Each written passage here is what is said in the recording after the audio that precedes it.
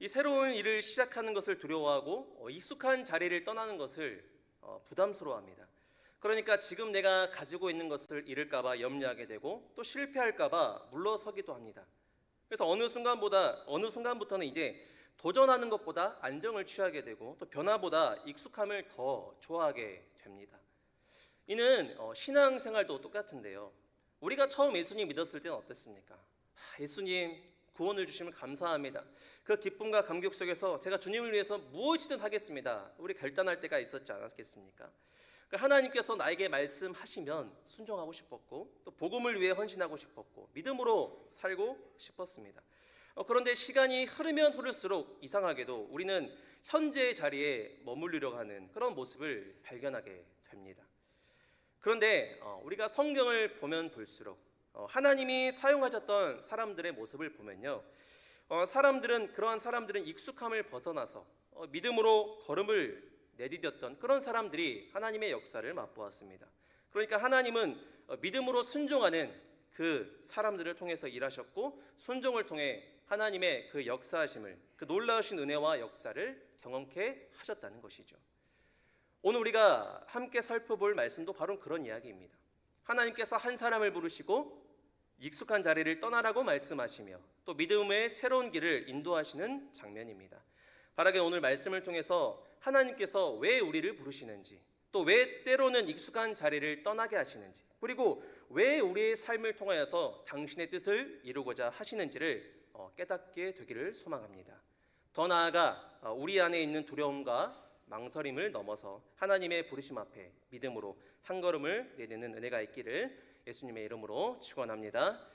오늘 본문을 살펴보기 전에 우리가 창세기 1장부터 이 11장까지의 이야기를 한번 생각해 보면요, 하나님께서 인간을 무슨 형상으로 창조하셨죠?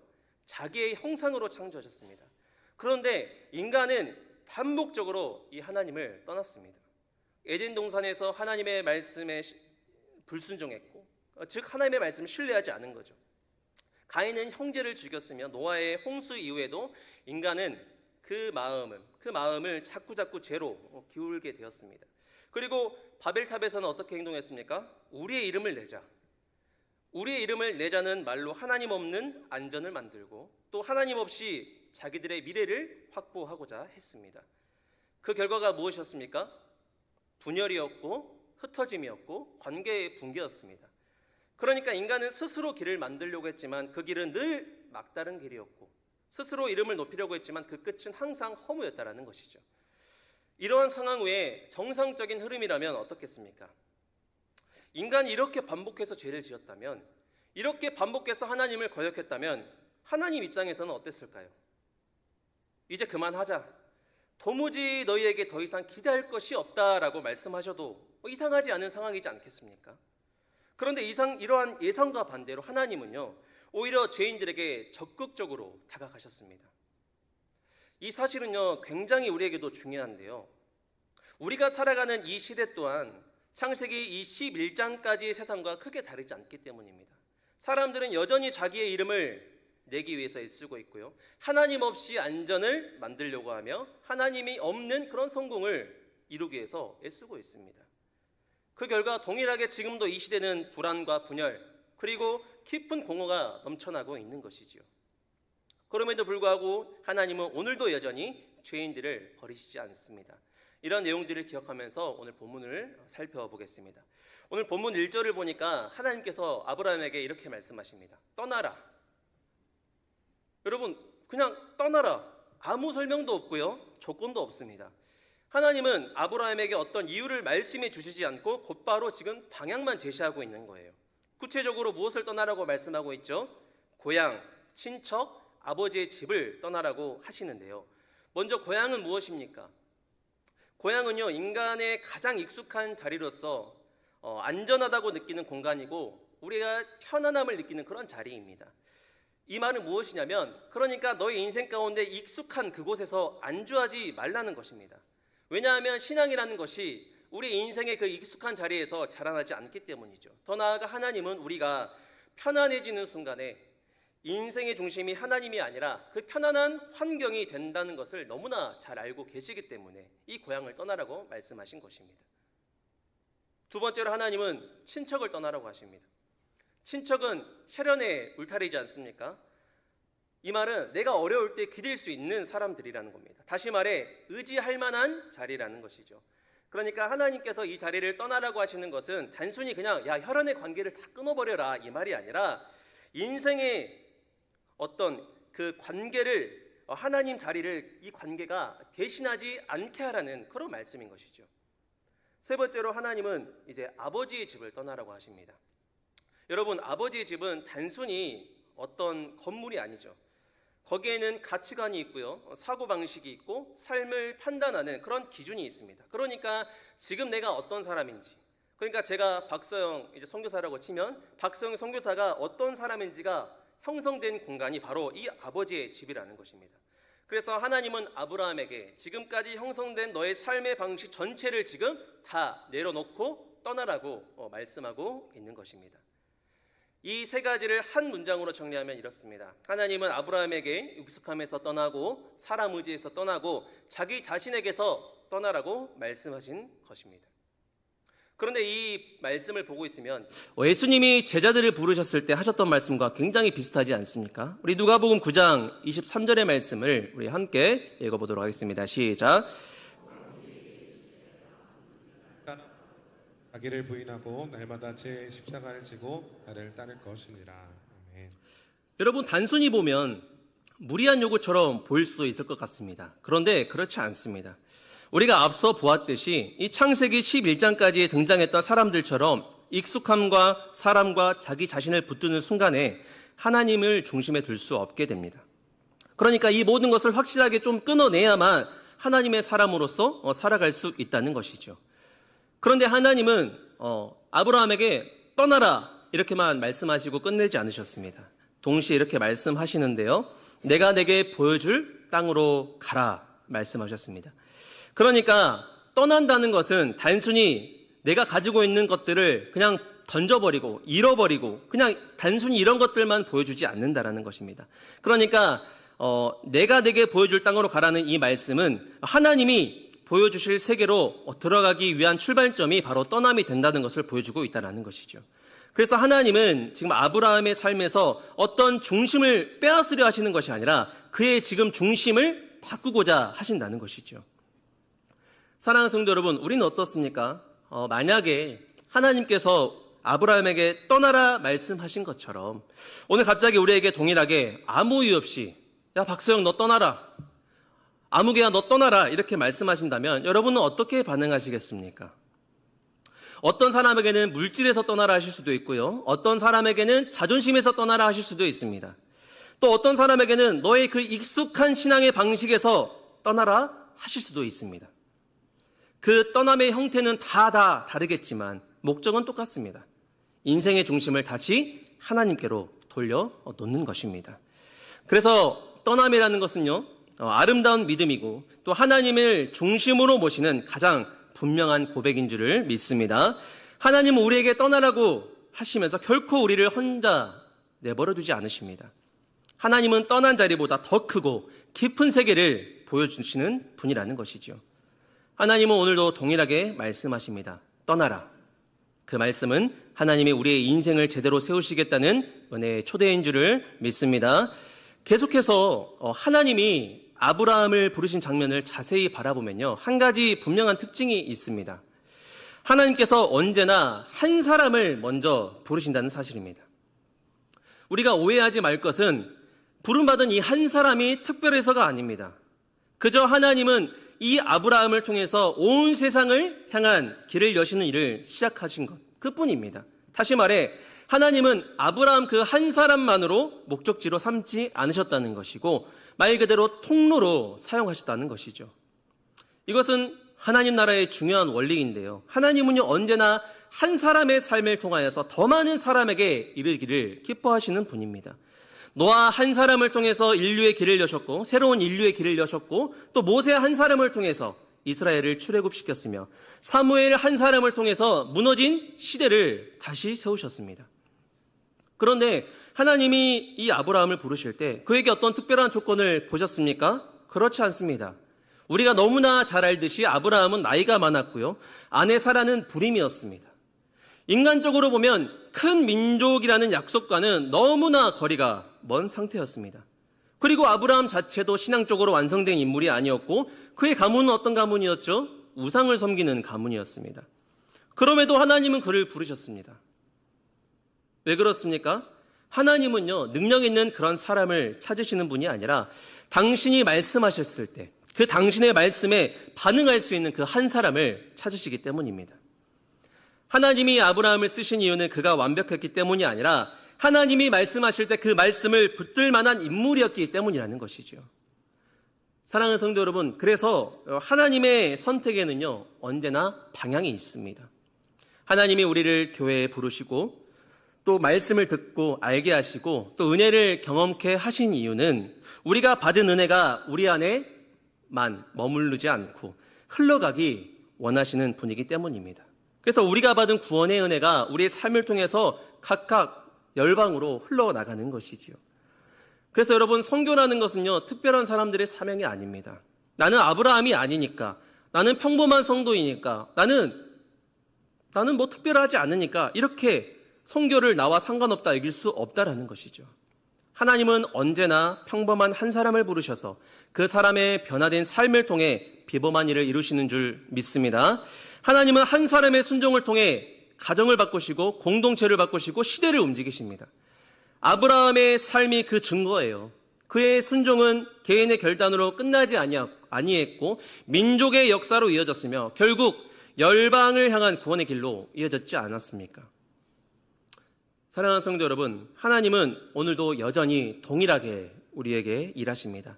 하나님은 한 사람을 찾고 계세요. 누가 나를 위해 떠날 것인가? 누가 나의 약속을 붙들 것인가? 누가 이 시대를 향한 나의 구원의 역사를 이루는 통로가 될 것인가? 물으십니다. 우리 이사야 6장 8절의 말씀을 함께 읽어보도록 하겠습니다. 시작. 내가 또 주의 목소리를 들으니 주께서 이르시되 내가 누구를 보내며 누가 우리를 위하여 갈고 하시니 그때 내가 이르되 내가 여기 있나이다 나를 보내소서 하였더니. 아멘.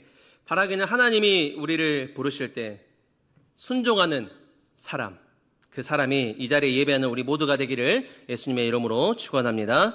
사랑하는 성도 여러분, 하나님이 아브라함에게 주신 약속 가운데 가장 인상적인 약속이 무엇이냐고 묻는다면 많은 분들이 이렇게 대답하실 것입니다. 내가 너로 큰 민족을 이루게 할 것이다. 내가 내 이름을 창대하게 하겠다. 그런데 가장 깊고도 근본적인 선언은 바로 이 말씀입니다. 너는 복이 될지라. 이 말씀은 하나님이 아브라함에게 복을 주겠다는 단순한 말씀과는 차원이 다른데요. 하나님은 아브라함을 복을 많이 받는 사람으로만 규정하지 않으셨습니다. 그렇게 부르지 않았다는 것이죠. 하나님은 아브라함의 존재 그 자체, 그 사람 자체를 복으로 규정하셨습니다. 다시 말해 아브라함이 어디로 가든지 아브라함이 서 있는 곳곳마다 그 자리마다 하나님의 은혜가 흘러가도록 그의 인생을 사용하시겠다는 선언이라는 것이죠. 그렇다면 여기서 우리가 분명히 해야 할 질문이 하나 있습니다. 하나님이 말씀하시는 이 복이 도대체 무엇인가입니다. 복은 단순히 내 상황이 좋아지거나 환경이 편해지는 것만이 아닙니다. 성경이 말하는 진정한 복은 죄인이 회개하고 예수님을 믿고 다시 하나님의 통치를 받는 은혜인 줄 믿습니다. 그래서 하나님이 아브라함을 복의 통로로 부르셨다는 이 말은 아브라함을 통해 사람들이 잘 먹고 잘 살게 하시겠다는 뜻이 아니에요. 하나님은 아브라함을 통해서 하나님께로 돌아오는 길, 곧 구원의 길을 여시겠다고 말씀하신 것이죠. 그래서 하나님은 이렇게 말씀하시는 겁니다. 땅의 모든 족속이 너로 말미암아 복을 얻을 것이다. 이것이 우리 갈라디아서의 말씀에도 똑같이 등장을 하는데요. 우리 갈라디아서 3장 8절의 말씀을 함께 보도록 하겠습니다. 시작. 또 하나님이 이방을 믿음으로 말미암아 의로 정하실 것을 성경이 미리 알고 먼저 아브라함에게 복음을 전하되 모든 이방이 너로 말미암아 복을 받으리라 하였느니라. 아멘. 즉 아브라함에게 주신 하나님의 말씀은 개인에게서 끝나는 약속이 아닙니다. 이 말씀은 아브라함의 후손으로 오실 예수 그리스도를 통해서 모든 민족이 구원의 복을 얻게 될 것을 가리키는 말씀인 것이죠. 다시 말해 아브라함이 복이 되었다는 궁극적인 의미는 그의 인생을 통해 예수 그리스도가 오시도록 하나님이 사용하셨다라는 그런 뜻이죠. 너무나 크고도 너무나 영광스러운 복이지 않습니까? 아브라함의 삶의 그 모든 것들이 위대한 이유가 그가 성공했기 때문이 아니라 그의 인생을 통해서 예수 그리스도가 오시는 그 길이 열렸기 때문이라는 것입니다. 사랑하는 성도 여러분, 오늘 우리도 마찬가지인 것 같습니다. 하나님이 우리를 복의 통로로 부르셨다면 우리의 삶을 통해 세상의 사람들이 예수님을 알게 되고 예수님을 믿게 되고 다시 하나님께로 돌아오게 하시겠다는 그런 선언이 된다는 것입니다. 그래서 여러분, 선교란 게 무엇이죠? 선교는요, 내가 가진 무엇을 단순히 내어놓는 게 아니에요. 그냥 물질로 호언하고 내 몸을 통해서 어떤 것을 행하고 이런 것들이 선교가 아니라 선교는 내 인생을 통하여서 예수 그리스도가 흘러가게 하는 삶이라는 것입니다. 복음으로 변화된 내 삶과 태도와 선택과 삶의 방향을 통해서 사람들이 예수님을 보게 되고 예수님을 믿게 되는 그 통로로서 내 인생이 쓰임받게 되는 것이죠. 하나님은 우리를 그저 세상의 복을 받게 하고 또 그 복을 붙들고 사는 사람으로만 부르시지 않으셨습니다. 하나님은 우리를 복이 되어 흘러가는 사람, 곧 예수 그리스도의 복음을 전하는 존재로 부르신 줄을 믿습니다. 그래서 너는 복이 될지라, 이 말씀은 너는 예수 그리스도를 전하게 될 것이다 라는 그러한 선언이 되는 것입니다. 이 정체성을 받아들일 때 우리의 신앙은 자기 중심에서 벗어나서 하나님 나라의 방향으로 흘러가기 시작할 것입니다. 바라게 그 흐름 속에서 우리의 삶이 복음이 전해지는 그 통로로서 아름답게 쓰임받기를 예수님의 이름으로 축원합니다. 사랑하는 성도 여러분, 이제 여기까지의 말씀을 듣다 보면 문득 이런 생각이 들 수도 있을 것 같은데요. 그래도 아브라함이니까 가능한 이야기 아닌가? 보통 사람이라면 어떻게 내가 가진 것을 다 내려놓고 떠날 수 있을까? 아니, 말씀만 붙들고 인생을 걸 수 있는 사람이 솔직히 얼마나 될까? 우리가 사람이다 보니까 분명히 하나님을 믿는 믿음도 있고 어떤 생각들도 있겠지만 현실 때문에 우리가 이런 질문을 할 수 있을 것 같습니다. 그런데 성경은요, 이 지점에서 우리를 완전히 다른 방향으로 이끌어 주는데요. 우리가 잘 알듯이 성경에서 아브라함의 마음이 어떠했는지 설명하지 않습니다. 언급이 없어요. 그가 얼마나 고민했는지, 그가 얼마나 두려워했는지, 얼마나 밤을 새워서 스스로 계산했는지 기록하고 있지 않아요. 그저 성경은 아주 짧고 담담하게 이렇게 말할 뿐입니다. 아브라함이 여호와의 말씀을 따라갔더라. 그러니까 이 문장은 아브라함의 위대함을 과장하려는 문장이 아닙니다. 오히려 이 문장은 이 순종이라는 것이 얼마나 단순한 자리에서 시작되는지를 보여주는 말씀이에요. 그러니까 아브라함은 모든 것을 이해하고 모든 것을 다 파악하고 떠난 사람이 아니었다라는 것입니다. 목적지를 다 알고 있었기 때문에 길을 나선 것도 아니었습니다. 그는 결과를 계산하지 않았고 성공의 여부를 생각하지도 않았습니다. 그가 그저 붙들고 있었던 것은 단 한 가지였습니다. 하나님이 내게 말씀하셨다. 그 사실 하나였죠. 여기서 우리는 신앙의 아주 중요한 본질을 보게 되지 않습니까? 순종은 위대한 어떤 결단이 아니라 은혜에 대한 반응이라는 것입니다. 그러니까 아브라함의 순종은 어떤 영적인 결단이 아니었다라는 거예요. 그것은 하나님이 먼저 그를 찾아오셨고 먼저 말씀하셨고 먼저 약속하셨기 때문에 그 은혜 앞에 나온 자연스러운 반응이었다는 것입니다. 그래서 믿음이라는 것은요, 내가 뭐 취하는 것 같지만, 내가 행하는 것 같지만 아닙니다. 항상 그 앞에는 하나님이 먼저 계시는 것입니다. 우리가 하나님을 선택한 것이 아니라 하나님이 우리를 부르신 것이고, 우리가 길을 만든 것이 아니라 하나님이 길을 여신 것입니다. 그래서 순종은 그 길 앞에서 알겠습니다 라고 대답하는 자리일 뿐인 것이죠. 사랑하는 성도 여러분, 하나님이 아브라함에게 떠나라 말씀하실 때 그 말씀 안에는 이미 약속이 함께 들어있었습니다. 내가 너로 큰 민족을 이루겠다. 내가 내게 복을 주겠다. 내가 내 이름을 창대하게 하겠다. 너는 복이 될 것이다. 아브라함의 순종은 이 약속을 만들어낸 어떤 조건이 아니라 이미 주어진 약속을 신뢰하는 태도였습니다. 그래서 여러분, 순종은요, 어려운 것이 아닙니다. 순종은요, 부담이 아니에요. 오히려 안식의 자리입니다. 내가 책임져야 하는 인생에서 이제 하나님이 책임지시는 인생으로 옮겨가는 선택이 되기 때문입니다. 사랑하는 성도 여러분, 우리가 순종을 어려워하는 이유가 되게 이 지점에 있는 것 같습니다. 순종을 하면 내가 모든 것을 책임져야 할 것 같기 때문이죠. 떠나면 뭔가 망할 것 같고, 또 버리면 뭔가 사라질 것 같기 때문입니다. 그래서 우리가 모르게 자꾸 계산하게 되고 조건을 달게 되고 어떤 다른 안전장치들을 붙들려고 하는 것 같습니다. 여기서 여러분 제가 제 이야기를 하면요. 여러분 제가 요즘에 이제 선교사가 됐지 않습니까? 굉장히 주변의 시선들이 좋습니다. 목사 때보다 더 좋은 것 같아요. 마치 믿음으로 나아가는 난세의 영웅처럼 생각하시는 분들이 굉장히 많은 것 같습니다. 한 해로 신방 갈 때 제가 이제 선교사 한다니까 어떤 성도님은 이렇게 말씀하시더라고요. 저는 선교사님만 천국 갈 거라 생각해요. 선교사님, 목사님 이렇게 말씀하시더라고요. 그 기준이면 여러분 저만 천국 가고 여러분은 어디 가죠? 다 지옥 가는 겁니다. 이게 유머죠, 유머. 그러니까 자기의 인생을 통해서 이 복음 전하는 그런 인생을 한 번도 살지 못했는데 이제 선교 나간다는 그 이의 모습을 보면서 그런 감사한 마음 속에서 부러운 마음 속에서 그런 재미로 그런 말씀을 하셨던 것 같아요. 사랑하는 성도 여러분, 그런데요. 정말 선교사들이 믿음이 대단해서 선교하는 걸까요? 선교를 준비하는 제가 담대함만으로 나아가는 것 같습니까? 그렇지 않습니다. 여러분 제 안에도 너무나 큰 걱정과 두려움과 괴로움이 있습니다. 여러분 생각해 보세요. 평생 적응하면서 편하게 살아온 고향 땅 어디입니까? 저는 한국이에요. 제가 살아온 이 땅이 저에게는 가장 편안한 자리입니다. 그런데 이 한국을 떠나서 언어도 달라요, 날씨도 달라요, 음식도 달라요, 복지도 없어요, 사람 관계도 이제 어느 것 하나 행할 수 없는, 그 어느 것 하나 비슷한 것 없는 새로운 땅으로 나아가 이제 적응해야 한다는 그 사실이 저에게는 쉽지가 않습니다. 여러분 몽골에 대해서 잘 아실지 모르겠지만 여러분 몽골은요 겨울이 6개월이에요.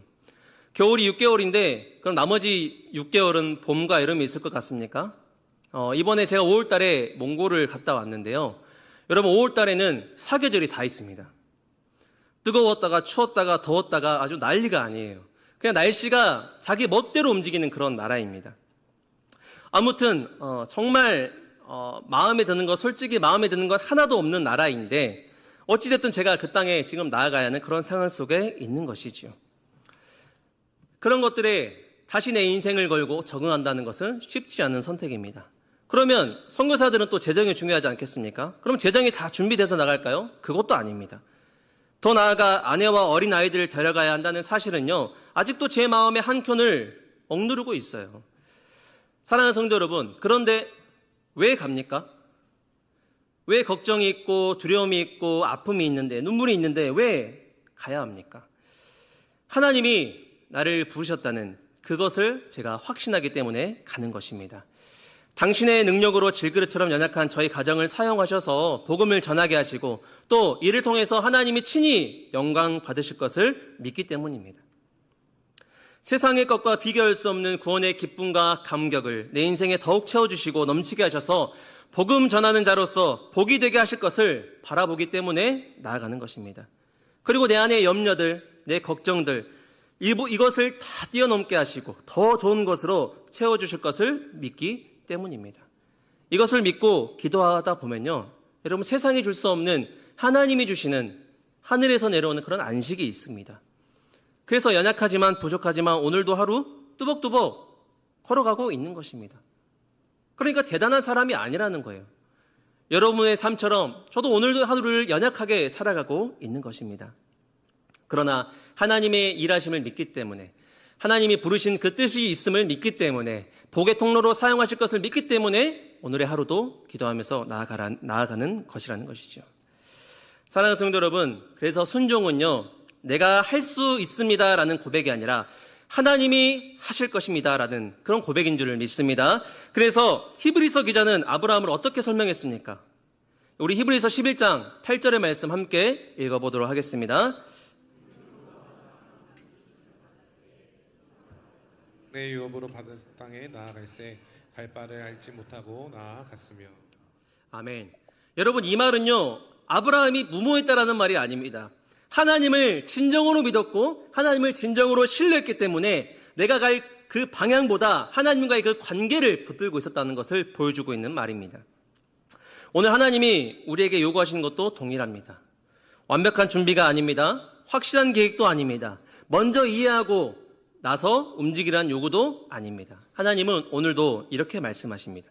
내 말을 신뢰할 수 있겠느냐? 내 약속 하나로 너의 한 걸음을 내딛을 수 있겠느냐, 이 말씀을 하고 있는 것이지요. 그 질문 앞에서 우리가 내딛는 작은 걸음, 그것이 바로 우리가 하나님께 드릴 수 있는 믿음이고, 그것이 바로 순종이며 그것이 바로 선교적인 삶의 시작인 줄을 믿습니다. 사랑하는 성도 여러분, 창세기 12장은요 과거에 끝난 이야기가 아닙니다. 위대한 믿음의 조상에 대한 전기도 아닙니다. 이 말씀은 지금도 살아서 우리의 삶을 향해 질문을 던지시는 하나님의 말씀인 줄 믿습니다. 하나님은 아브라함에게 하셨던 그 부르심을 오늘도 동일하게 우리에게 하고 계십니다. 하나님은 오늘 우리에게 묻고 계십니다. 너의 인생은 지금 무엇을 중심으로 정렬되어 있느냐? 내가 너를 이 자리에 두었는데 그 이유를 너는 어디에서 찾고 있느냐? 말씀하고 있는 것입니다. 우리는 하나님 중심적으로 살겠습니다라고 고백하지만 실제 우리의 삶을 가만히 들여다보면 여전히 다른 것들이 우리의 중심을 차지하고 있지 않습니까? 우리는 하나님을 믿는다고 말하면서도, 하나님을 신뢰한다고 말하면서도 중요한 결정을 할 때마다 여전히 조건을 먼저 보고 상황을 먼저 따지고 손해인지 아닌지를 먼저 계산하고 있지는 않습니까? 하나님이 나에게 말씀하셨다는 그 사실보다도 내가 감당할 수 있는지의 그 여부가 더 중요한 기준이 되고 있지는 않느냐는 말입니다. 그래서 우리는 떠나지 못합니다. 하나님이 떠나라 하셔도 익숙한 자리를 붙들고 있고 내려놓으라고 하셔도 여전히 손에 쥐고 있습니다. 왜입니까? 우리가 붙들고 있는 그것이 하나님보다 더 안전하다고 믿고 있기 때문이죠. 말로는 하나님을 신뢰한다고 말하고 있지만 실제로는 다른 것을 더 신뢰하며 살아가고 있는 것이죠. 사랑하는 성도 여러분, 우리가 정말로 하나님을 믿는다면 하나님이 말씀하실 때 가장 불편해지는 그 지점이 어디인지를 우리는 분명히 마주해야 합니다. 물질일 수도 있고요, 건강일 수도 있고요, 자녀일 수도 있고요, 관계일 수도 있습니다. 어떤 세상의 다른 인정일 수도 있겠죠. 내가 세워놓은 인생의 계획일 수도 있습니다. 하나님이 그 부분을 말씀하실 때 마음이 흔들리고 불안해지고 거절하고 싶다면 바로 그 지점, 그 자리가 지금 내 삶의 중심일 수가 있습니다. 그리고 또 하나 우리는 스스로에게 정직하게 물어봐야 합니다. 나는 지금 복을 붙들고 살아가는 사람인가? 아니면 복이 되어 흘러가는 사람인가? 이 질문이 우리 마음속에 있어야 할 것입니다. 우리는 하나님을 믿는다고 하면서도 사실은 하나님을 통해서 내 삶이 얼마나 더 편해지기를 원하고 더 안정되기를 원하는지를 알 수 있어야 됩니다. 또 하나님이 믿는다는 그 사실만으로 내 인생에 더 잘되기만을 바라고 있지는 않는지를 우리는 확인할 수 있어야 합니다. 하나님이 목적이 아니라 하나님이 내 인생의 수단이 되고 있지는 않습니까? 그러나 오늘 본문이 말하듯이 하나님은 우리를 그렇게 부르시지 않았다는 사실입니다. 하나님은 우리를 복을 모으는 사람으로 부르시는 것이 아니라 복이 되어서 흘러가는 사람으로 부르셨습니다. 내 인생이 안전해지는 것이 목적이 아니라 내 인생을 통해서 누군가가 하나님을 만나게 되는 것이 목적이라는 것이죠. 그것이 바로 복이 될지라는 그 말씀의 실제적인 의미입니다. 사랑하는 성도 여러분, 이제 우리가 선택해야 하지 않겠습니까? 여전히 내가 붙들고 있는 것을 중심으로 살아갈 것인가? 아니면 하나님의 말씀 하나만 붙들고 살아갈 것인지를 말입니다. 오늘 이 자리에 있는 우리가 하나님께 드릴 정직한 고백은 바로 이것일 것입니다. 하나님, 제가 아직도 붙들고 있는 것이 많습니다. 하나님보다 더 의지하는 것이 있습니다. 이제 그 모든 건 내려놓고 주님의 말씀 따라서 한 걸음 한 걸음 걸어가겠습니다. 이 고백이 우리의 고백이 되기를 예수님의 이름으로 축원합니다. 그 고백과 함께 내딛는 그 작은 한 걸음, 그 걸음이 바로 우리의 인생에 하나님께 드릴 믿음이고 또 그 걸음이 바로 순종이며 그 걸음을 통해 하나님은 지금도 우리의 삶을 통해서 세상을 향해 일하고 계신 줄을 믿습니다. 사랑하는 성도 여러분, 하나님은 오늘도 여전히 한 사람을 부르십니다. 여전히 약속하십니다. 여전히 한 사람의 인생을 통해 일하고 계세요. 그리고 그 부르심은 지금 이 자리에 앉아있는 우리 각자에게 이어지고 있습니다. 하나님은 아브라함에게 말씀하셨던 것처럼 오늘 우리에게 동일하게 말씀하십니다. 떠나라. 내가 보여줄 땅으로 가라. 너는 복이 될지어다. 이 말씀 앞에서 우리가 할 수 있는 일은 하나입니다. 모든 것을 다 이해하고 움직이는 것이 아니라 말씀하시는 하나님을 신뢰하면서 한 걸음을 내딛는 순종입니다. 우리 마지막 잠언 말씀 보고 말씀 마치겠습니다. 잠언 말씀 함께 시작. 너는 마음을 다하여 여호와를 신뢰하고 내 명철을 의지하지 말라. 너는 범사에 그를 인정하라. 그리하면 내 길을 지도하시리라. 아멘.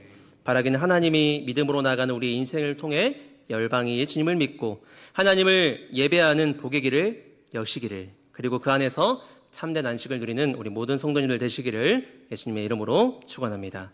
기도하겠습니다. 사랑과 은혜가 많으신 하나님 아버지, 오늘 아브라함을 부르셨던 하나님의 음성을 우리에게도 동일하게 들려주게 하심을 감사합니다. 우리는 여전히 익숙한 것과 세상의 안전을 붙들고 살아가지만 오늘도 우리를 버리시지 않으시고 다시 부르시는 은혜에 감사드립니다. 말씀보다 계산을 앞세우지 않게 하시고 조건보다 하나님을 더 신뢰하게 하는 우리가 되게 하여 주시옵소서. 떠나라 가라 복이 될지라 말씀하시는 주님을 믿고 순종의 한 걸음을 내딛게 하여 주시옵소서. 우리의 삶의 중심이 더 이상 내가 아니라 하나님 되게 하시고 복을 붙드는 사람이 아니라 예수 그리스도의 복음을 흘려보내는 복의 통로로 살아가게 하여 주시옵소서. 우리의 작은 순종을 통해 가정과 교회와 열방 가운데 하나님 나라가 나타나게 하시고 어디에 있든지 예수님을 드러내는 삶이 되게 하여 주옵소서. 이 모든 것을 이루실 것을 믿고 감사하며 예수님의 이름으로 기도합니다. 아멘.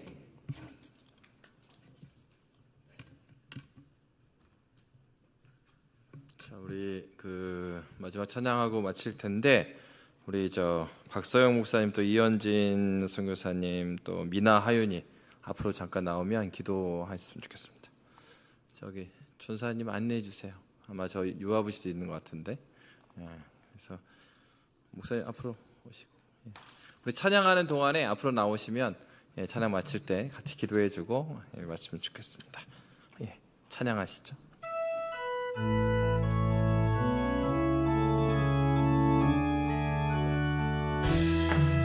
하나님의 부르심에는 후회하심이 없네. 내가 이 자리에 선 것도 주의 부르심이라. 하나님의 부르심에는 결코 실수가 없네. 나를 부르신 하나님의 신실하심을 믿네. 날 부르실 듯 내 생각보다 크고 날 향한 계획 나의 지혜로 승량 못하나 가장 좋은 길로 가장 완전한 길로 오늘도 날 이끄시. 우리 손을 들어 찬양하겠습니다. 나는 믿습니다. 나는 믿네.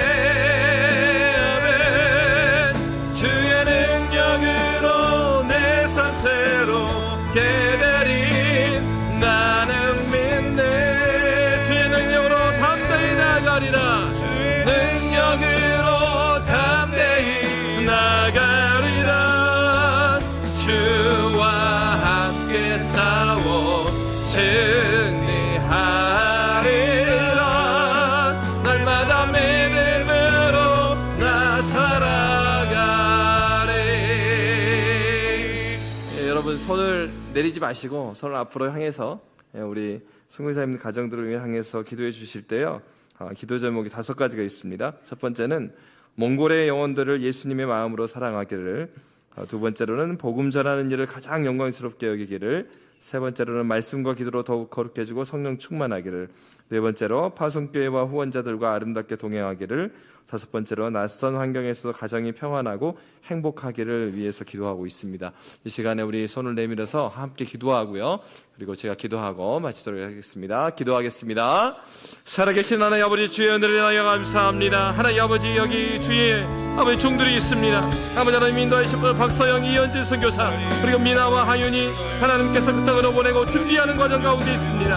하나님 아버지, 주님께서 선교사를 임명하셨사오니 주님을 의지할 수 있도록 인도하여 주시고, 아버지 하나님 멀군의 영혼들을 그리스도 예수의 마음으로 굳게 하여 주시며 복음 전하는 일을 가장 영광스럽게 여길 수 있도록 인도하여 주시며 말씀과 기도로 더욱 거룩하시고 성령 충만하시고 살아갈 수 있도록 인도하여 주시길 원합니다. 내가 할 때도 동병 그리스도 예수를 붙잡고 올 수 있도록 인도하여 주시고 화성교회 후원자들 주여 함께 하시고 인도하여 주시기 원합니다. 낯선 환경에서 그리스도 예수를 바라보고 하나님의 영광을 바라볼 수 있도록 인도하여 주시옵소서. 주님 아시오니도 새롭게 하여 주시고 아버지 실천하여 했던 말씀처럼 그리스도 예수의 복됨이 나의 모든 것을 고백하며 전부 설 수 있도록 인도하여 주시옵소서. 주님 아시오니 주여 함께 하여 주시길 원합니다. 주여 붙잡아 주시옵소서. 주님 인도하여 주시옵소서. 아버지께서 이끌으심을 인하여 감사합니다. 인도하여 주시옵소서. 살아계신 하나님 아버지 주의 은혜를 인하여 감사합니다. 하나님 우리 박서영 이현진 선교사님 함께하여 주시기를 원합니다. 하나님 아버지 주님께서 보내심으로 말미암아서 그리스도 예수를 붙들고 몽골 땅으로 나아갑니다. 아버지 무엇보다도 아버지 하나님 그리스도 예수를 뜨겁게 사랑할 수 있도록 인도하여 주시옵소서. 그래 아버지 주님께서 허락하신 그 사랑으로 영혼들을 사랑할 수 있도록 주여 도우시고 인도하여 주시옵소서. 하나님 특별히 자녀들 위해서 기도합니다. 미나와 하윤이 어린 자녀들이 아버지 하나님 그 땅 가운데 나아갑니다. 아버지 하나님 그 땅에서 아버지 하나님이시여 그리스도 예수를 깊이 변화하는 역사를 주님 도와시고 인도하여 주시옵소서. 주님께서 이 가정을 통하여서 선하신 일을 행하실 것을 기대합니다. 주님 함께하여 주시옵소서. 이제는 우리 주 예수 그리스도의 은혜와 성부 하나님의 크신 사랑과 성령 하나님의 교통하심이 이제부터 영원토록 함께 있을지